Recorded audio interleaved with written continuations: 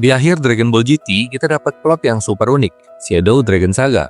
Bayangin, kalau semua keinginan yang pernah dikabulin Dragon Ball malah balik jadi ancaman mematikan. Yap, dari sini lahir 7 Shadow Dragons, masing-masing muncul dari keinginan di masa lalu. Ini cara keren buat nunjukin kalau keinginan nggak bisa terus-terusan dikabulin tanpa konsekuensi. Dari semua Shadow Dragons, yang paling gila dan OP tentu aja Omega Shenron, bos terakhir di Dragon Ball GT. Kekuatan Omega Shenron memang udah terkenal brutal, tapi ada banyak hal menarik soal dia yang sering kelewatan buat diperhatiin. Siap buat ngulik lebih dalam tentang villain terakhir ini?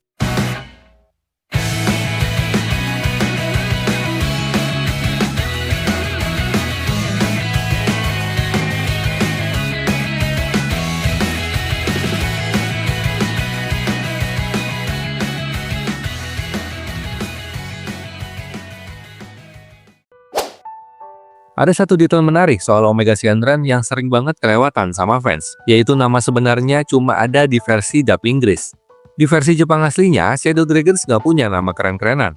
Mereka cuma dinamain berdasarkan Dragon Ball yang melahirkan mereka. Jadi, Omega Shenron sebenarnya bernama Yi Xing Long karena dia berasal dari One Star Dragon Ball. Terus, kenapa versi dub ngasih nama-nama baru? Mungkin karena nama angka doang kurang keren buat penonton luar Jepang. Tapi ada satu detail yang cukup nyeleneh nih. Kalau kita ambil huruf pertama dari nama semua Shadow Dragons di dub Inggris, hasilnya bakal ngeja Shenron. Lucu sih, tapi sebenarnya nggak penting-penting amat. Nama Omega sendiri diambil dari huruf terakhir alfabet Yunani, biar makin terasa sebagai bos terakhir.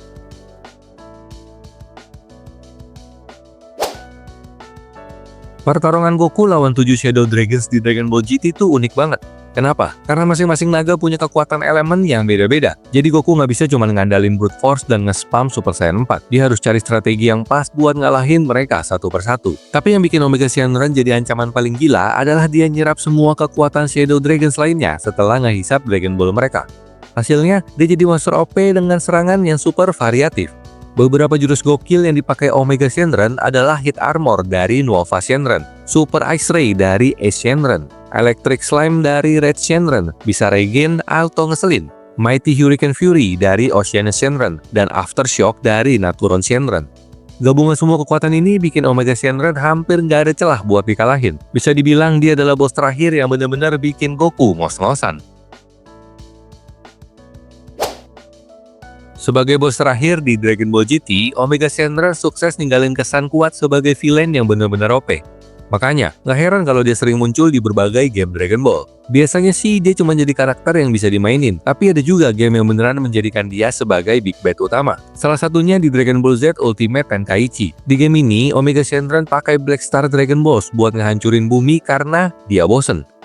Bukannya jadi penguasa atau bikin rencana licik, dia cuma pengen bikin kekacauan dan menikmati hasilnya. Salah satu jurus andalan di game ini adalah Negative Karma Control, yang literally bikin semesta kacau balau. Omega Shenron bukan tipe villain yang punya tujuan besar atau dendam mendalam. Dia cuma mau ngeliat dunia terbakar dan itu yang bikin dia makin serem.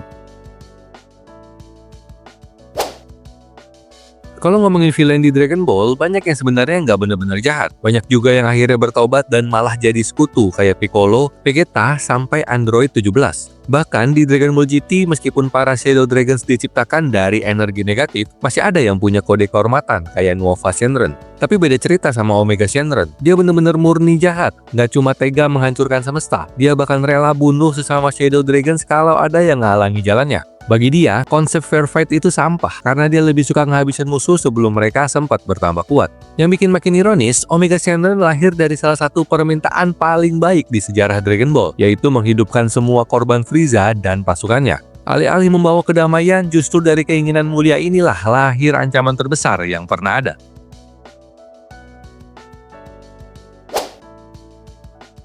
Ketika Shin Shenron berevolusi jadi Omega Shenron, perubahannya mungkin nggak terlalu kelihatan secara fisik, tapi dari segi kekuatan, gila-gilaan. Bayangin aja, dia nggak cuma menyerap semua kekuatan Shadow Dragons lainnya, tapi juga jadi 10 kali lebih kuat dari sebelumnya.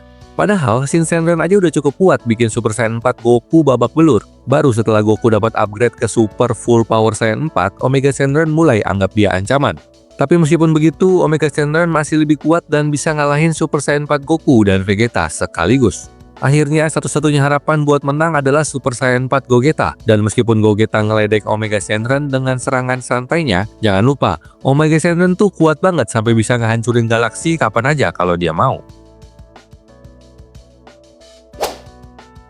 Di Dragon Ball GT, banyak Shadow Dragons yang punya bentuk alternatif, tapi Omega Shenron agak lain nih. Dia emang nggak punya transformasi tambahan kayak Oceana Shenron, tapi Omega Shenron itu sendiri udah bentuk evolusi dari Shin Shenron.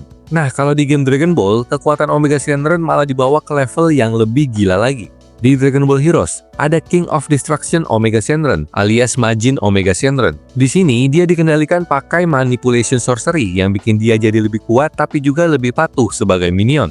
Terus, di Dragon Ball Xenoverse, Omega Shenron juga dapat upgrade dengan Villainous Mode gara-gara portal waktu buatan Demigra. Dan di Xenoverse 2, dia bisa jadi super villain Omega Shenron, meskipun dengan resiko umur pendek gara-gara pakai kekuatan yang terlalu besar. Udah kuat, makin gila, makin OP. Dragon Ball emang gak pernah ragu buat ngasih adegan tarung yang brutal, berdarah-darah, dan penuh aksi sadis. Karena dunianya penuh sama alien dan makhluk unik, wajar dong kalau warna darah mereka juga beda. Nah, disinilah Omega Shenron bikin kejutan. Sebagai villain super OP, Omega Shenron hampir gak pernah kena serangan yang bener-bener bikin dia berdarah. Tapi pas Super Saiyan 4 Gogeta berhasil nyarangin satu serangan telak, tiba-tiba darah Omega Shenron keluar dan warnanya ungu. Oke, kalau darah beda warna sih udah biasa di Dragon Ball. Tapi darah ungu selama ini identik sama kaum Namek. Ini bukan berarti Omega Shenron punya DNA Namekian, tapi ada satu teori gila nih. Di Dragon Ball Daima, terungkap kalau telinga runcing itu tanda seseorang punya kaitan sama alam iblis. Nah, Omega Shenron juga punya telinga runcing, ditambah lagi darah ungunya. Bisa jadi ini kode tersembunyi kalau dia punya hubungan dengan dunia iblis. Jadi apakah Omega Shenron ini cuma sekedar monster kuat, atau dia sebenarnya punya asal-usul yang lebih gelap?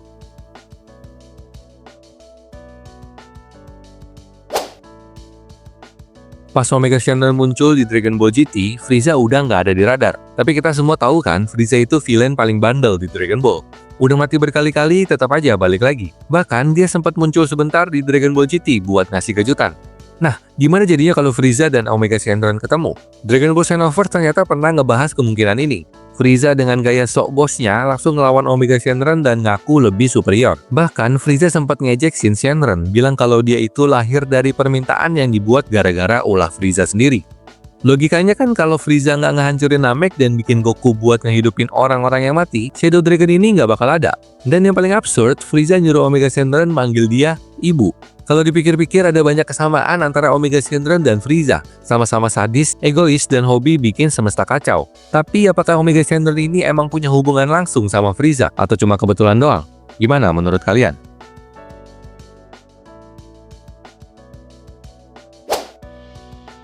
Kalau ngomongin serangan gila di Dragon Ball GT, negatif Karma Ball milik Omega Shenron itu jelas salah satu yang paling mematikan. Serangan ini mirip banget sama supernovanya Frieza, tapi bedanya bola energi ini penuh dengan energi negatif yang bisa nyerap kehidupan di bumi. Goku bener-bener dibuat babak belur dan nyaris nggak bisa ngelawan. Bayangin aja, ini tuh kebalikan dari Spirit Bomb. Kalau Spirit Bomb ngumpulin energi positif dari makhluk hidup, negatif Karma Ball malah nyebarin energi jahat yang siap ngehancurin segalanya. Tapi tunggu dulu, ternyata negatif Karma Ball bukan serangan terkuatnya Omega Shenron. Di game Dragon Ball Z Extreme Butoden ada versi yang lebih gila lagi, namanya Ultimate Minus Energy Power Ball. Serangan ini bisa ngeratain seluruh Universe 7. Di storyline mode adventure-nya game ini, Omega Shenron mencoba ngumpulin cukup energi buat ngelepasin serangan ini. Untungnya itu nggak sampai kejadian, tapi ancamannya cukup bikin Berus dan Whis ikut turun tangan. Gila sih kalau sampai kejadian, bukan cuma bumi yang hancur, tapi seluruh semesta ikut lenyap.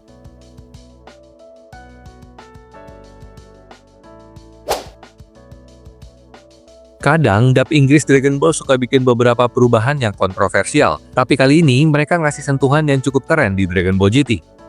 Kalau kalian perhatiin, suara Omega Shenron di dub Inggris itu mirip banget sama suara Shenron biasa. Itu karena Christopher Sabat, pengisi suara Shenron di versi Inggris, juga mengisi suara Omega Shenron. Tapi bedanya, Omega Shenron versi Sabat terdengar lebih jahat, lebih gelap, dan lebih mengancam.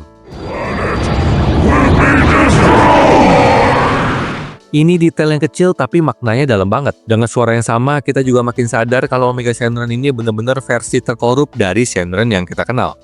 Di versi Jepang sendiri, pengisi suara Omega Shenron adalah Hidekatsu Shibata yang nggak pernah ngisi suara Shenron sebelumnya. Jadi kalau dibandingin, versi Inggris ini punya efek lebih kuat dalam ngehubungin Omega Shenron ke Shenron asli. Keren juga sih ada tambahan sentuhan storytelling yang bikin karakter ini makin ngeri.